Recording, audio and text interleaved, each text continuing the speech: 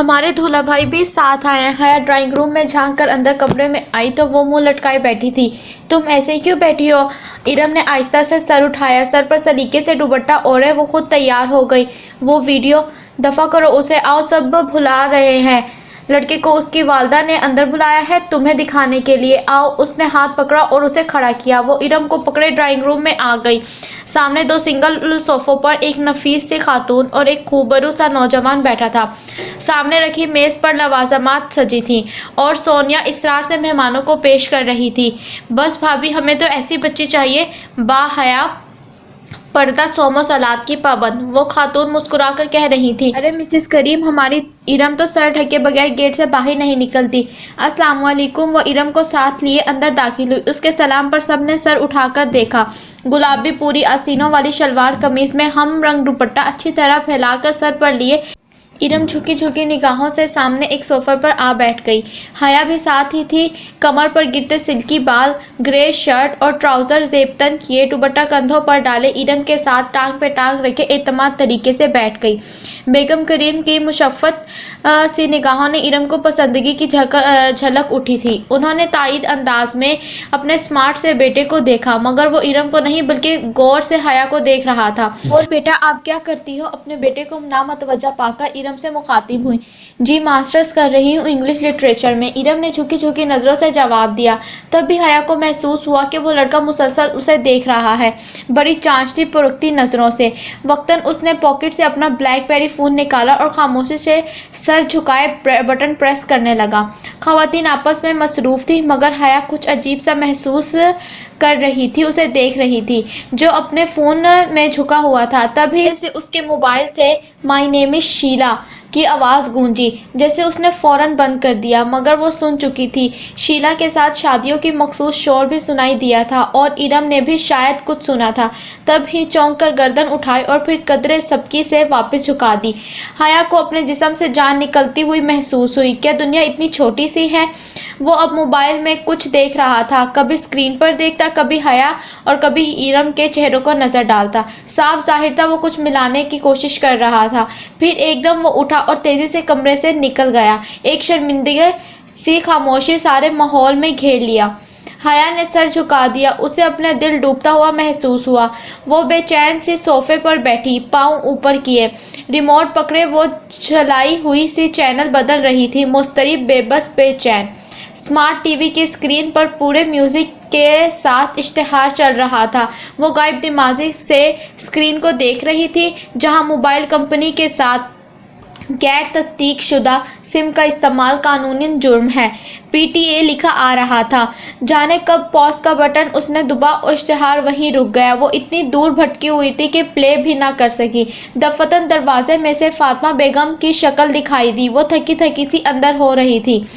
حیا ریموٹ پھینک کر تیزی سے اٹھی۔ کیا بات تھی؟ سائمہ تائی نے کیوں بلایا تھا؟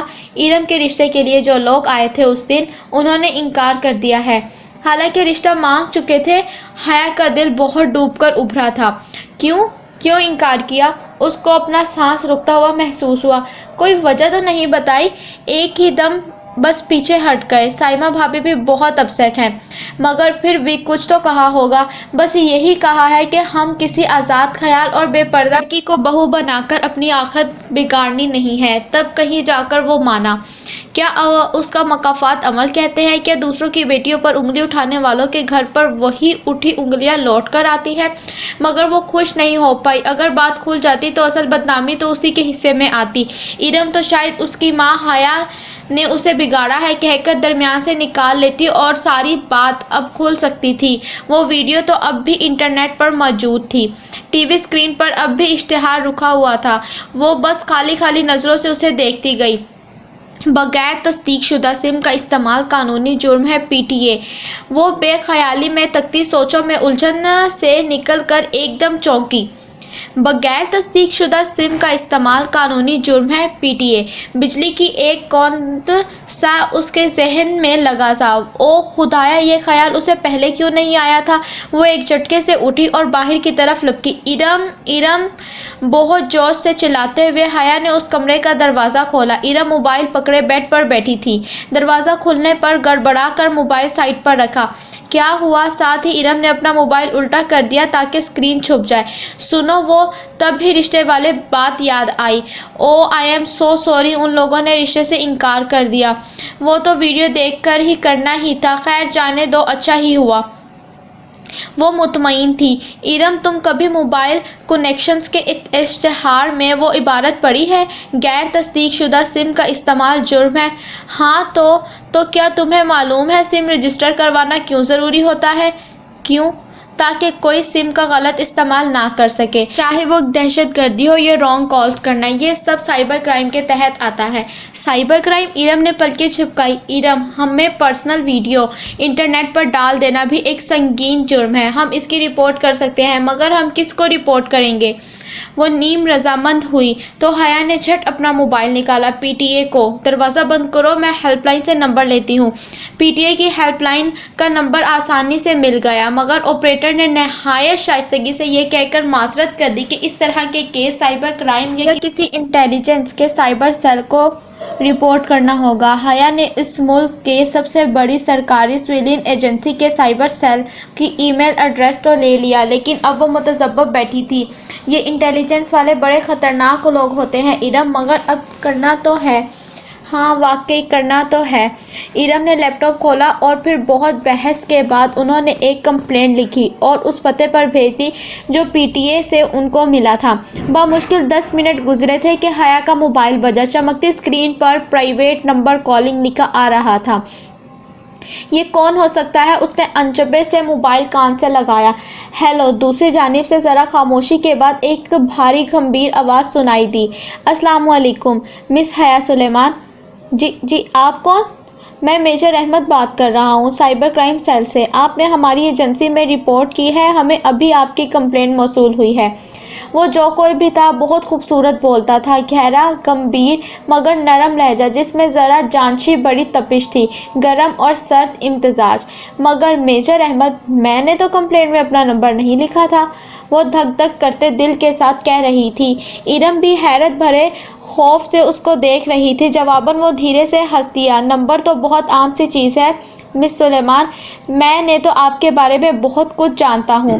क्या यही कि आप सुलेमान अस्कर की बेटी हैं? आपके वालिद एक कंस्ट्रक्शन कंपनी है, आपका भाई रुहेल जॉर्ज मेंशन यूनिवर्सिटी में ज़ेर तालीम है, आप खुद इंटरनेशनल इस्लामिक यूनिवर्सिटी में LLB and Shariah and law में 5वें साल में है। फरवरी में एक एक्सचेंज प्रोग्राम के तहत इस्तांबुल जा रही हैं, गालिबन सेबांची यूनिवर्सिटी में।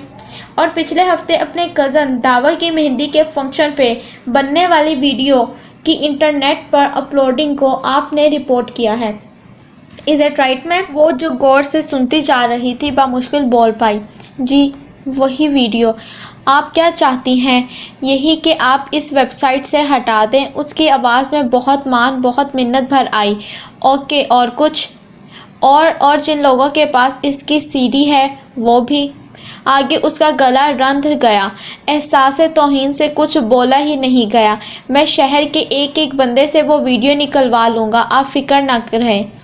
और उसे लगा मनो बोझ उसके ऊपर से उतर गया हो।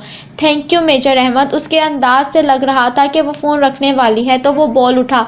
थैंक यू तो आप तब कहेंगी जब ये काम कर दूँगा, और इस काम को महज शुरू करने के लिए भी आपका ताउन चाहिए। कैसा ताउन? मैडम, आपको ज़रा सी तकलीफ़ करनी होगी। आपको इस वीडियो को बाकायदा रिपोर्ट करने के लिए मेरे ऑफिस आना होगा। क्या? नहीं, मैं नहीं आ सकती। वो परेशानी से हकला गई। इरम भी फ़िक्रमंदी से उसका चेहरा देखने लगी। फिर तो ये काम नहीं हो पाएगा। ऐसे स्टेप्स फ़ोन पर नहीं लिए जा सकते। उसे लगा वो महफूज सा मुस्कुरा रहा था। मगर मैं नहीं आ सकती। मैं कैसे आ सकती थी? अगर किसी को पता चल जाए कि वो कितनी बदनामी होती। आपको आना पड़ेगा, मैं गाड़ी भेज दूंगा। नहीं, अच्छा खुदा हाफिज़। उसने जल्दी से फ़ोन बंद कर दिया। भाड़ में गया ये। اور اس کا سائبر کرائم سیل، اگر ابا یا تایا ابا کو پتہ چل گیا ہم ایک ایجنسی کے ہیڈ کوارٹرز گئے ہیں تو ہماری ٹانگیں توڑ دیں گے وہ۔ میں تو پہلے ہی کہہ رہی تھی کہ رپورٹ نہ کرو۔ پرائیویٹ نمبر سے پھر کال آنے لگی تھی۔ اس نے جھنجھلا کر فون ہی آف کر دیا۔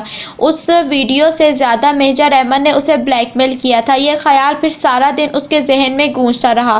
وہ ذرا تھکی ہوئی پاسپورٹ آفس سے نکلی تھی۔ اسلام آباد سے پنڈی کا اتنا لمبا اور رش بھری سڑک پر تھکا دینے والا سفر کر کے وہ آج پاسپورٹ آفس سے اپنا پاسپورٹ اٹھانے آئی تھی، مگر یہاں علم ہوا کہ پاسپورٹ 14 جنوری کو ہی مل پائے گا اور ابھی 14 جنوری میں ہفتہ باقی تھا۔ اسلام آباد میں کوئی تنقیدی مسئلہ تھا کہ اس لیے پنڈی میں ہی اپلائی کرنا پڑا تھا۔ واپسی پر بھی اتنا ہی رش تھا کہ کچھ شاپنگ کے بعد وہ مری روڈ پر آئی تو مغرب چھا رہی تھی۔ سڑک گاڑیوں سے بھری پڑی تھی اور گاڑیوں کا یہ سیلاب بہت سست روئی سے بہہ رہا تھا۔ سگنل پر اس نے گاڑی روکی اور شیشے کھول دیے۔ اس کا ذہن ابھی تک پاسپورٹ میں الجھا ہوا تھا۔ یکایک کوئی اس کی کھڑکی پر جھکا۔ "ہو سونیو، کیا سوچ رہے ہو؟" وہ بری طرح چونکی اور سر اٹھا کر دیکھا۔ یہ وہی تھا ڈولی۔ ناگواری کی ایک لہر اس کے چہرے پر سمٹ گئی۔ اسے بھول گیا کبھی ڈولی نے اس پر احسان کیا تھا۔ "ہٹو سامنے سے!" یہ جھڑک کر بولی۔ وہ کھلی کھڑکی میں اس طرح ہاتھ جما کر کھڑا تھا کہ شیشہ اونچا نہیں کر سکتی تھی۔ "لو باجی، میں تو سلام دعا کرنے آئی تھی، آپ تو غصہ کر گئیں!" اس روز والے سخت تاثرات ڈولی کے چہرے پر نہیں تھے۔ اس کے چہرے پر کراہیت بڑی معصومیت تھی۔ "ہٹو سامنے سے، ورنہ میں پولیس بلا لوں گی!" "ہائے باجی، ڈولی سے ایسے بات کرتی ہو!" اور آپ کی تعریفیں کر کر کے ڈولی نے میرا سر کھا لیا تھا۔ اس نے آواز پر سر گھما کر دیکھا تو فرنٹ سیٹ کی کھلی کھڑکی پر ایک اور خواجہ سرا کھڑا تھا۔ ڈولی کی سیاہ رنگت کی نسبت اس کا رنگ ذرا صاف تھا۔ وہ دونوں ہاتھ کھڑکی کی چوکھٹ پر دیے کھڑا تھا۔ "یہ کون ہو تم؟ ہٹو میری گاڑی سے!" اسے ٹھنڈے پسینے آنے لگے تھے۔ "یہ جی میری بہن ہے پنکی۔ بڑا شوق تھا جی اسے آپ سے ملنے کا۔ وہ بڑی ضروری بات کرنی تھی جی ہمیں آپ سے۔ Get last!" اس نے ہاتھ بڑھا کر شیشہ اونچا کرنا چاہا مگر پنکی نے اپنا ہاتھ اندر کر دیا۔ ایک دم سے اس کی کلائی سامنے آئی۔ اس کی کلائی پر ایک گلابی سرخ کا کانٹا بنا تھا جیسے جلا ہو یا شاید برتھ مارک۔ "ہٹو! آئی سے گیٹ لاسٹ!" وہ عالم تیش میں شیشہ اوپر کرنے لگی مگر پنکی نے اس پر اپنے ہاتھ رکھ دیے۔ شیشہ اوپر نہیں ہو پا رہا تھا۔ "باجی ایسے نہ کرو پنکی نان، اس کا ہاتھ زخمی ہو جائے گا جی!" ڈولی نے پیچھے سے کہتے ہوئے ہاتھ بڑھا کر اس کے کندھے پر رکھا تو وہ تیورا کر گھومی۔ اس نے ڈولی کو دھکا دیا اور لڑکھڑا کر چند قدم پیچھے ہٹا تو اس نے جلدی سے شیشہ اوپر چڑھا دیا۔ "اب تم بھی ہٹو ادھر سے ورنہ میں ان لوگوں کو اکٹھا کر لوں گی!" ہاتھ بڑھا کر پنکی کی طرف والا شیشہ بند کرنے لگی تو وہ اڑ ہی گیا تھا۔ "باجی جی میں تو تانوں ڈولی دے دل دی بات بتانے آئی تھی اور تسا اس طرح کر رہے ہو!" "یہ جو ڈولی ہے نا یہ بڑا پسند کرتی ہے آپ کو مگر اقرار نہیں کرتی ہے!" پنکی مصنوعی انداز میں بن کر بول رہی تھی۔ پیچھے ڈولی شیشہ بجانے لگا تھا۔ پنکی نے لمحے بھر کو گردن موڑ کر ڈولی کو دیکھا تو اس کی گرفت ذرا ڈھیلی ہوئی۔ حیا نے فوراً شیشہ اوپر چڑھایا۔ پنکی نے چونک کر دیکھا پھر انگلیاں کھینچنی چاہی مگر وہ مسلسل شیشہ اوپر کر رہی تھی۔ پنکی کی انگلیاں پھنس رہی تھیں۔ "او چھڈو باجی جی!" دفتن پنکی کے دائیں ہاتھ کی انگلی سے خون کی بوندیں ٹپک کر شیشے کے گری تو اسے ہوش آیا۔ ایک جھٹکے سے اس نے لیور نیچے کیا۔ شیشہ 1 انچ نیچے گرا۔ پنکی نے غصے سے اسے گھورتے ہوئے باہر کھینچے۔ گاڑی آگے بھگانے سے قبل اس نے بہت غور سے پنکی کے ہاتھوں کو دیکھا تھا۔ دائیں ہاتھ اس کی کلائی پر کانٹے کا جلا ہوا نشان تھا کہ شہادت کی انگلی سے خون نکل رہا تھا اور باقی دونوں ہاتھوں کی انگلیاں اوپر پوروں کی قدرتی لکیروں پر موٹی سی بھوری لکیریں بن گئی تھیں۔ یقیناً اس کے ہاتھ زخمی ہیں مگر اسے پرواہ نہ تھی۔ وہ زن سے گاڑی آگے بڑھا لے گئی۔ پھر اس نے بیک ویمر میں دیکھا۔ وہ دونوں خواجہ سرا بار بار مڑ کر اسے غصے سے دیکھتے ہوئے سڑک پار کر رہے تھے۔ ڈولی نے پنکی کا زخمی ہاتھ پکڑ رکھا تھا اور غصے سے پلٹ کر حیا کو دور جاتی گاڑی کو دیکھتے ہوئے کچھ کہہ رہا تھا۔ اس نے سر جھٹک کر ایکسیلیٹر زور سے بڑھا دیا۔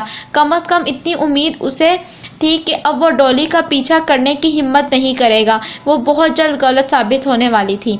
حیا جیسے ہی وہ گھر داخل ہوئی، لاؤنج میں بیٹھے سلیمان صاحب تیزی سے اس کی طرف آئے۔ اس کے چہرے پر غیظ و غضب چھایا تھا۔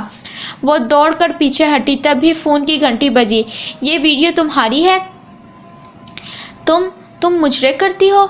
روحیل جو صوفے پر بیٹھا تھا ایک دم اٹھا اور بہت سی سیڑھیاں اس کی طرف اچھالیں۔ وہاں سب موجود تھے، تایا، فرقان، داور بھائی، روحیل اور ایک دم ارم زمین پر بیٹھی رو رہی تھی۔ دور کہیں فون کی گھنٹی بج رہی تھی۔ نہیں، وہ ان کو کہنا چاہتی تھی۔ اس کا منہ تو ہلتا تھا پر آواز نہیں نکل رہی تھی۔ وہ سب اس کا خون لینے پر تلے تھے۔ سلیمان صاحب آگے بڑھے اور اس کے منہ پر تھپڑ دے مارا۔ بے حیا! اسے تھپڑ سے مارتے ہوئے سلیمان صاحب کہہ رہے تھے۔ اس کے لب ہل رہے تھے مگر اس کی آواز ڈولی کی نکل رہی تھی۔ وہ سلیمان صاحب نہیں، ڈولی بول رہی تھی۔ ڈولی، پنکی، بے حیا، پنکی کی انگلیاں اور فون کی گھنٹی۔ وہ ایک دم جھٹکے سے اٹھی۔ کمرے میں اندھیرا تھا۔ اس نے ہاتھ بڑھا کر ٹیبل لیمپ آن کیا۔ ہر طرف ہلکی سی روشنی پھیل گئی۔ اس نے بے اختیار دونوں ہاتھوں سے اپنا چہرہ چھوا۔ سب ٹھیک تھا، کسی کو کچھ علم نہیں ہوا تھا۔ وہ سب ایک خواب تھا۔ اوہ خدایا! اس میں سانس تیز چل رہا تھا۔ دل ویسے ہی دھڑک رہا تھا، پورا جسم پسینے سے بھیگا تھا۔ فون کی مخصوص ٹون اس طرح بج رہی تھی، وہاں بس وہ گھنٹی خواب نہیں تھی۔ اس نے سائڈ ٹیبل پر موبائل اٹھایا اور چمکتی اسکرین کو دیکھا۔ Private number calling. اور پھر اس نے فون کان سے لگا لیا۔ میجر احمد اور آپ کے آفس آ کر رپورٹ درج کروانے کے لیے تیار ہوں۔ کل صبح 9 بجے میرے گھر کے بیک سائڈ پر موجود گراؤنڈ کے انٹرنس پر گاڑی بھیج دیں۔ شارپ! اوکے! اسے فاتحانہ لہجہ سنائی دیا تھا۔ اس نے آہستہ سے فون بند کر دیا۔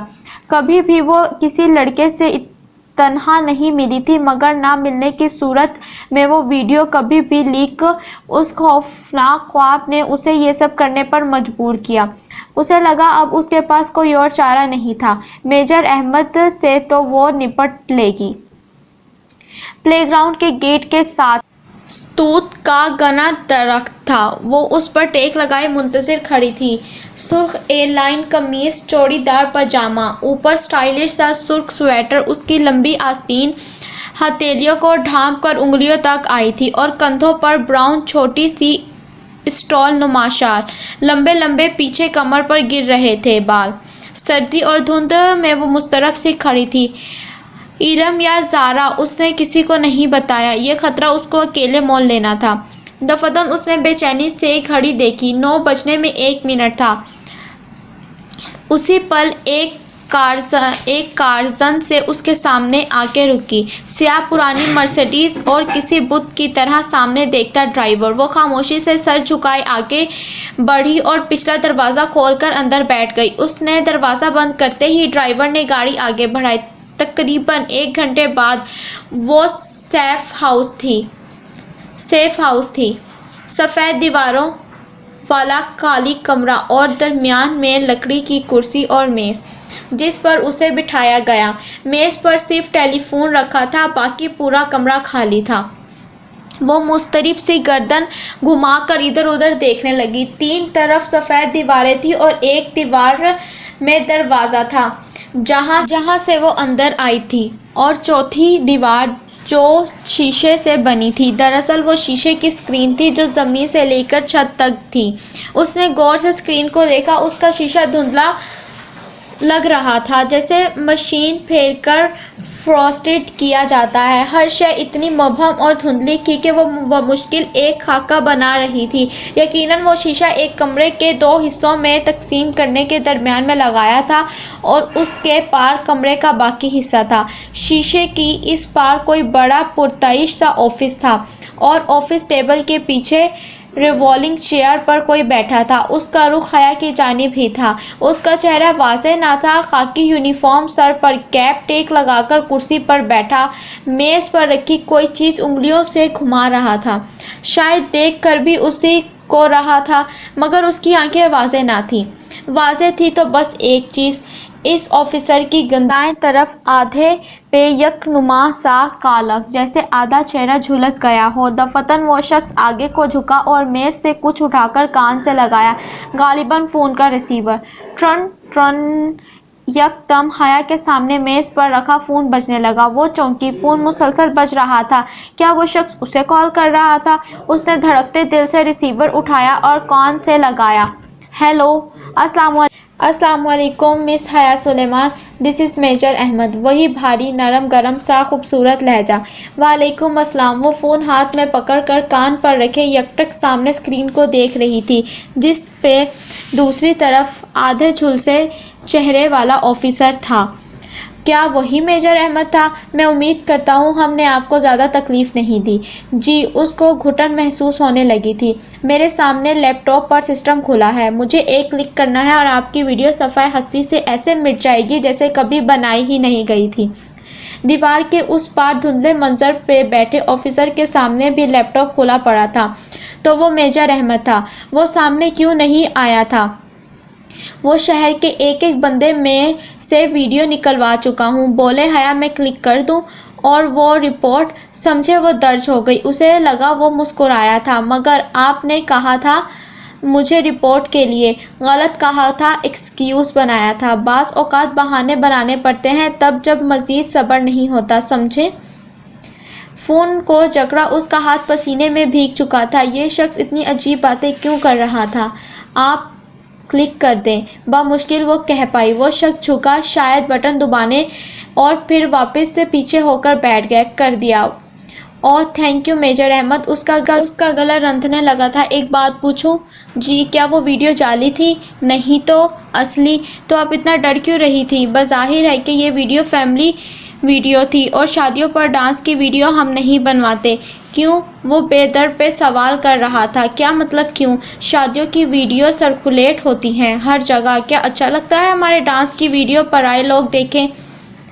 मगर पराए लोग लाइव तो देख सकते हैं। गालिबन इस वीडियो में मुझे वेटर्स, मूवी मेकर और डीजे नज़र आ रहे थे। वो भी तो पराए मर्द है ना। मैं समझ नहीं पाया कि आप इस तरह रक्स करने की सही समझती हैं तो वीडियो के बाहर निकलने पर परेशान क्यों थी? मैं आपके सामने जवाबदेह नहीं हूँ, वो दरजती हुई बोली। ठीक है, आपने खैर एक और बात पूछूं? पूछिए। अब उसने आवाज़ में अचंभियत दर आई थी। कभी कोई आपके लिए जन्नत के पत्ते तोड़ लाया है? हम दुनिया वालों ने जन्नतें कहाँ देखी हैं मेजर अहमद? उसके चेहरे पर तल्खी रकम आई थी। तभी तो हम दुनिया वाले जानते ही नहीं कि जन्नत के पत्ते कैसे दिखते हैं। कभी कोई आपको ला दे तो उन्हें थाम लीजिएगा, वो आपको रुसवा नहीं होने देंगे। उसके चेहरे पर तल्खी सकूत में ढलती गई। कौन था इस बार? आप सुन रही हैं? हो जी, वो चौंक कर संभली। मैं चलती हूँ। वो रिसीवर कान से हटाने ही लगी थी कि वो कह उठा, एक मिनट, एक आखिरी सवाल करना है मुझे। वो उठते उठते वापस बैठ गई। जी पूछिए, आप मुझसे शादी करेंगी? उसे जोर का धचका लगा। वो गंग सी फटी फटी निगाहों से धुंधली दीवार को देखे गई। बताइए मिस हया। उसके लब भींच गए। हैरत और शॉक पे गुस्सा गालिब आ गया। मिस हया नहीं, मिसेस हया। एक एक लफ्ज़ चुबा चुबा कर बोलती वो पर्स थाम कर उठी। फ़ोन का रिसीवर अभी तक पकड़ रखा था। क्या मतलब? वो वासे चौंका था। अफसोस तो मेरे बारे में इतनी मालूमात रखने के बावजूद आप मेरे बचपन में होने वाली निकाह से बेखबर हैं। वो निकाह जो मेरे कज़न जहां सिकंदर से मेरे बचपन में ही पढ़ा दिया गया था। मैं शादीशुदा हूँ और मेरा शौहर तुर्की में रहता है। ओ, आप वो रिश्तेदार फैमिली जो कभी पाकिस्तान ही नहीं आई। जानता हूँ आपके फूफो का ख़ानदान और ज़िल्लत और शर्मिंदगी के मारे अब शायद कभी इधर का रुख नहीं करेंगे। आखिरकार नामा भी तो बहुत शर्मनाक अंजाम दिया था ना। उनका इंतज़ार कर रही हैं आप? अरे बचपन का निकाह तो कोर्ट में एक ही पेशी में ख़त्म हो जाता है। Shut up, just shut up major Ahmad, वो चिल्लाई। वो आपकी हिम्मत भी कैसे हुई बात करने की? अरे भाड़ में जाएं आप और आपकी वो वीडियो। अब भले उसे टीवी पर चलवा दें, मुझे परवाह नहीं। मेरा एक काम करने की इतनी बड़ी कीमत वसूलना चाहते हैं आप? रहा जहाँ सिकंदर तो वो मेरा शौहर है और मुझे बहुत मोहब्बत है उससे। उसके अलावा मेरी ज़िंदगी में कोई नहीं आ सकता, समझे आप? रिसीवर वापस पटकते से कबल उसने और गवारियत से कहका सुना था। پیر پٹک کر وہ دروازے کی جانب بڑھی۔ اس لمحے دروازہ کھول کر ایک سپاہی اندر آیا جو اسے اندر بٹھا کر گیا تھا۔ اس نے فوراً اشارہ کر دیا تھا۔ ملاقات ختم ہو چکی تھی اور حیا کے لیے وہ بے حد تلخ ثابت ہوئی تھی۔ گاڑی آپ کا انتظار کر رہی ہے میم، آئیے۔ وہ راستہ چھوڑ کر ایک طرف ہو گیا۔ حیا نے گردن موڑ کر دیکھا۔ دھند کے اس پار شخص میز پر جھکا کچھ لکھ رہا تھا۔ اسے لگا کہ اس نے اس میز پر کسی سرخ شے کی جھلک دیکھی، شاید سرخ گلابوں کے گلدستے، یا شاید یہ اس کا وہم تھا۔ جس لمحے وہ پرانی کار کی پچھلی سیٹ پر بیٹھی تو کھلے دروازے سے اس سپاہی نے ایک گلابی سرخ کا بوکے اسے تھمایا، گو کہ اس کے ساتھ کوئی خط نہ تھا۔ وہ پھول بھی اس سفید پھولوں کے قطعاً مختلف تھے۔ پھر اسے یقین ہو گیا کہ وہ گمنام خطوط بھیجنے والا بھی میجر احمد ہی تھا، اور وہ اسے بہت پہلے ہی جانتا تھا۔ یہ جا کر اپنے میجر احمد کے منہ پر دے مارنا۔ اس نے بوکے سپاہی کے بازو میں پھینکا اور دروازہ کھٹاک سے بند کیا۔ گاڑی زن سے آگے بڑھ گئی۔